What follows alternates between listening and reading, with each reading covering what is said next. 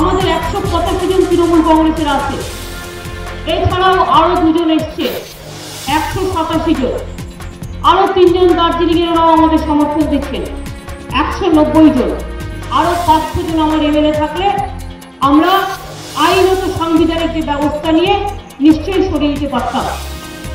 রমজান মাসে পঞ্চায়েত ভোটের জন্য কমিশনকে দায়ী করে জনসভাগুলিতে লাগাতার যে আক্রমণাত্মক বক্তব্য পেশ করছেন মুখ্যমন্ত্রী, তাতে অসন্তুষ্ট নির্বাচন কমিশন। জয়নগরে মুখ্যমন্ত্রী সভার পরই কমিশন সচিব জানিয়েছিলেন, ভোট হচ্ছে সুপ্রিম কোর্টের নির্দেশ অনুযায়ী, এক্ষেত্রে কমিশনের করণীয় কিছুই নেই। তারপরও মুখ্যমন্ত্রীর এই আক্রমণকে দুর্ভাগ্যজনক বলে মন্তব্য করেছিলেন তাপস রায়। কিন্তু মুখ্যমন্ত্রী তাঁর জায়গা থেকে এক চুলও সরেননি।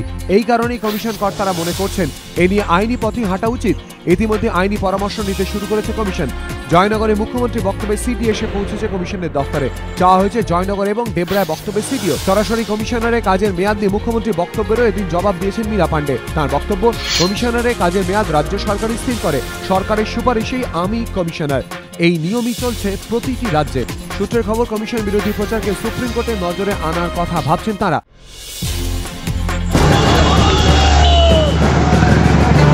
পঞ্চায়েত ভোটে প্রচার পর্ব শান্তিপূর্ণ রাখতে কড়া পদক্ষেপ করল রাজ্য নির্বাচন কমিশন। পঞ্চায়েত এলাকায় বাইক বাহিনী নিষিদ্ধ করল তারা। সোমবার 8টি জেলার জেলাশাসক এবং পুলিশ সুপারদের নিয়ে বৈঠক করে কমিশন। বৈঠকেই নিষেধাজ্ঞার ব্যাপারে জেলা প্রশাসনের কর্তাদের জানিয়ে দেওয়া হয়। জেলা প্রশাসনের কাছে লিখিতভাবেও নির্দেশ পাঠিয়ে দিয়েছে কমিশন। সোমবার থেকেই এই নির্দেশ কার্যকর। কমিশনের নির্দেশ, একসঙ্গে একটির বেশি বাইক নিয়ে পঞ্চায়েত এলাকায় ঘোরা যাবে না।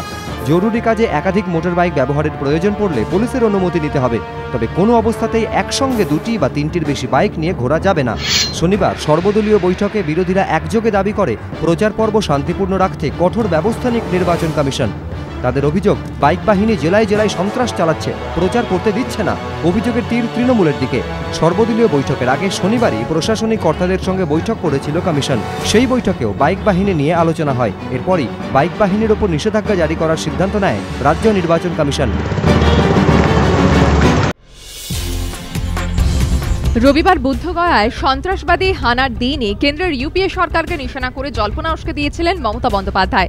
আর তার ঠিক একদিন বাদে লালগড়ের সভা থেকে মাওবাদী এবং সন্ত্রাসবাদী দৌরাত্ম্যের জন্য কেন্দ্রের দুর্বলতাকে দায়ী করে নয়া রাজনৈতিক বিতর্ক উস্কে দিলেন তৃণমূল নেত্রী। মাও মদতদাতাদের বিরুদ্ধেও এদিন বদলা নেওয়ার ডাক দেন মমতা বন্দ্যোপাধ্যায়। সেই সঙ্গে তাঁদের উদ্দেশ্যে স্পষ্ট হুঁশিয়ারিও ছুড়ে দেন তিনি।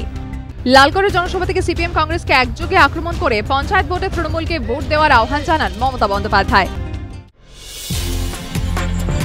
সারদা কাণ্ডের প্রতারিতদের টাকা ফেরাতে 500 কোটি টাকার তহবিল তৈরির কথা ঘোষণা করেছেন মুখ্যমন্ত্রী।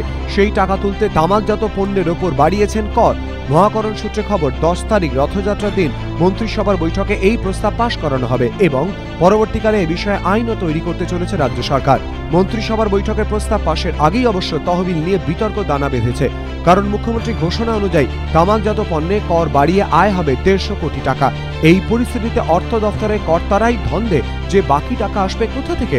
রাজ্য সরকারের অর্থ দফতরের আধিকারিকদের মতে, মুখ্যমন্ত্রী ও প্রধানমন্ত্রী ত্রাণ তহবিলের ক্ষেত্রে নির্দিষ্ট কিছু নিয়ম রয়েছে। প্রাকৃতিক দুর্যোগ এবং দারিদ্র্য সীমার নিচে থাকা মানুষদের জন্য এই ধরনের তহবিল থেকে টাকা খরচ করা যায়।